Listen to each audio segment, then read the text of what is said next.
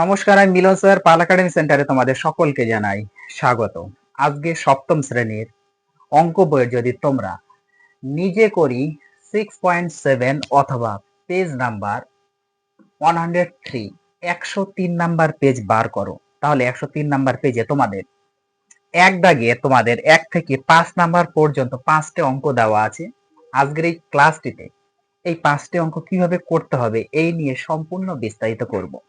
ওকে, তাহলে চলো আর সময় নষ্ট করব না, আমরা সরাসরি চলে আসি এক দাগে। অ্যাকচুয়ালি হেডিংটি কি বলেছে আগে আমরা একটু পড়ে নিই।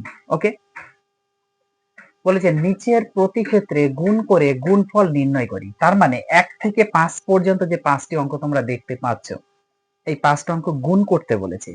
গুণ করে গুণফল কত হবে সেটা হচ্ছে আমাদের বের করতে হবে। ওকে, তাহলে চলো আর সময় নষ্ট না, তোমরা এর আগে যোগ বিয়োগ শিখেছো, তারপরে তোমরা সূচকের নিয়ম শিখেছো আশা করি, তারপর ভাগ শিখেছো। আশা করি আজকের এই পাঠে কোনো সমস্যা হবে না। যোগ বিয়োগ গুণ ভাগ সূচকের নিয়ম সবই জানো। সো যদি এতগুলো পার্ট তোমরা শিখতে পারো বা শিখে থাকো, আমি যতগুলো ক্লাস দিয়েছি, তাহলে আজকের এই অঙ্কগুলো তো কোনো সমস্যা হবে না। ওকে, চলো প্রথমে দেখো, যেহেতু আমাদের গুণ করতে বলেছে সেহেতু আমাদের কি এই এ বি পদটাকে আমাদের এই ব্র্যাকেটে যেটা আছে সেটা দিয়ে গুণ হবে। এবি পদটা এই ব্র্যাকেটে যা আছে এটা গুণ হবে। তার মানে পরের লাইনে আমরা লিখতে পারি এই এবি কে প্রথমে ব্র্যাকেটের কি আছে, এ স্কয়ার আছে, এই স্কয়ার দিয়ে গুণ করলাম, হয়ে গেল। এই যে মাইনাস আছে, মাইনাসটা বসাও। আবার এবি পদটাকে ব্র্যাকেটের বি স্কয়ার আছে, বি স্কয়ার দিয়ে গুণ করো। বোঝা গেল এতটুকু? কোনো সমস্যা নাই। দেখো এবি কে প্রথমটা দিয়ে আমরা গুণ করলাম, ব্র্যাকেটের মাইনাস আছে, মাইনাস বসে গেল। আবার এবি কে আমাদের বি স্কয়ার মানে পরেরটা গুণ করতেই হবে, কারণ এবি দিয়ে ব্র্যাকেটের যা আছে টোটালটা গুণ করতে হবে। ক্লিয়ার? চলো এইবার দেখো, সূচকের নিয়ম তোমরা জানো, গুণের সময় পাওয়ারে পাওয়ারে যোগ হয়। এবার এই এর পাওয়ার কিছু নেই মানে এক আছে, এই এর এর বির পাওয়ার কিছু নেই মানে এক আছে, যার পাওয়ার কিছু নেই মানে এক আছে। তাহলে গুণের সময় পাওয়ারে পাওয়ারে কি যোগ হয়ে যাবে, তাহলে এ এখানে একটা এখানে দুটো, তাহলে এর পাওয়ার হয়ে গেল 1 আর 2 যোগ করো 3। আর একটা বি আছে এই লাইনে, বসে গেল এই যে বি। এই মাইনাস আছে, মাইনাস দাও। এবার এটা গুণ করো, এ একটা আছে, একটাই থাকবে।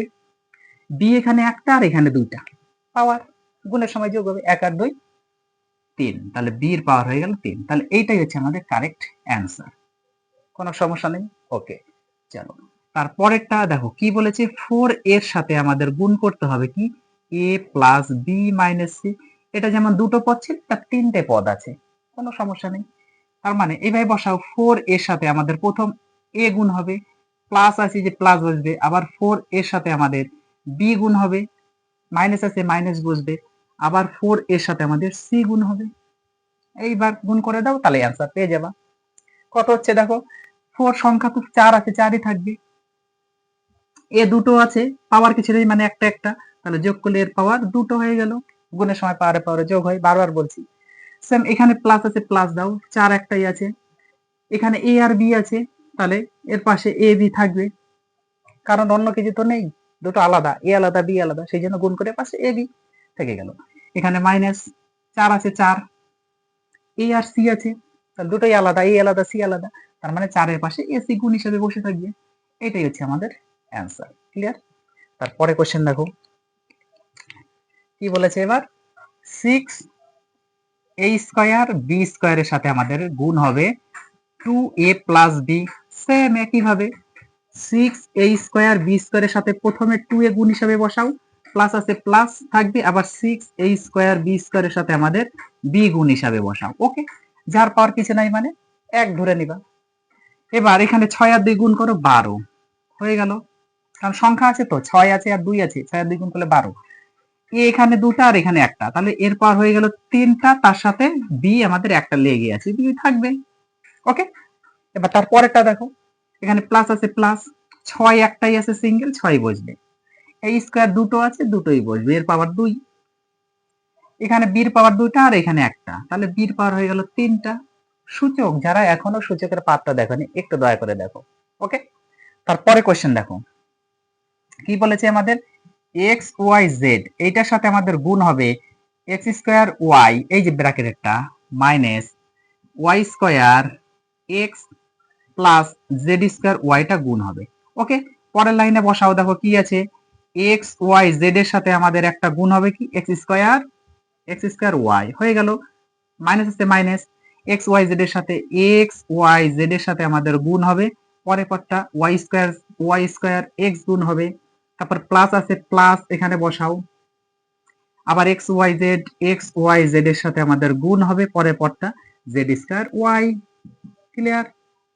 পরের লাইনে দেখো কি হচ্ছে, আমি একটু এখান থেকে করি। ওকে, তাহলে এক্স এখানে একটা আর এখানে দুটা, তাহলে এক্স এর পাওয়ার হয়ে গেল তিনটা, ওয়াই এখানে একটা, তাহলে যোগ করলে হবে ওয়াই এর পাওয়ার দুইটা, আর জেড একটাই আছে, বসে গেল। এই মাইনাস দাও, আগে এক্স গুলা মিলাও, দেখো এক্স এখানে একটা, তাহলে এক্স এর পাওয়ার দুটো হয়ে গেল, ওয়াই দেখো এখানে একটা এখানে দুটা, তাহলে ওয়াই এর পাওয়ার হয়ে গেল তিনটা, যোগ করো, জেড একটাই আছে একটা বসে যাবে, প্লাস চিহ্ন, এই যে প্লাস বসে গেল। এবার এক্স এক্স একটাই আছে একটাই বসবে, ওয়াই দেখো ওয়াই এখানে একটা আর এখানে একটা, তাহলে ওয়াই এর পাওয়ার হয়ে গেল দুটো, আর জেড এখানে একটা এখানে দুইটা, তাহলে ওয়াই এর পাওয়ার হয়ে জেড এর পাওয়ার হয়ে গেল তিনটা। এটাই হচ্ছে আমাদের অ্যান্সার। ওকে, তারপরেরটা দেখো কি বলেছে, শূন্যর সাথে আমাদের এই পদটা গুণ করতে বলেছে, এবার সরাসরি করবো। ওকে, শূন্যর সাথে এই পদটা, তার মানে কি শূন্য গুণ এবি যোগ শূন্য গুণ বিসি বিয়োগ শূন্য গুণ সিএ। শূন্যর সাথে যে কোনো সংখ্যা গুণ করলে শূন্য, প্লাস শূন্য মাইনাস শূন্য ইকুয়াল টু শূন্য, তার মানে শূন্যর সাথে যে কোনো সংখ্যাই তোমরা গুণ করো না কেন, এর অ্যান্সার সর্বদা শূন্যই হয়। ওকে, দেখো আশা করি তোমাদের এই পার্টগুলি কোনো সমস্যা হওয়ার কথা না। যারা স্টার্টিং থেকে আমার ক্লাসগুলি দেখো, যোগ বিয়োগ গুণ ভাগ সূচকের নিয়ম চিহ্নের, তারপরে তোমাদের গুণগুলি যারা দেখেছো, এই পার্ট আবার সরলের আরো পার্ট আমি দিয়েছি। ওকে, এই ক্লাসগুলির আগে আমি সরলের পার্ট দিয়েছি, যারা দেখোনি তারা আগে দেখো, না দেখলে এগুলো পারবে না। ওকে, আগের ক্লাসগুলো ক্লিয়ার করতে হবে। ওকে, তাহলে তোমরা একটু দেখো, আমি আবার আসবো পরবর্তী পার্ট নিয়ে, আজকের মধ্যে এখানে শেষ করছি।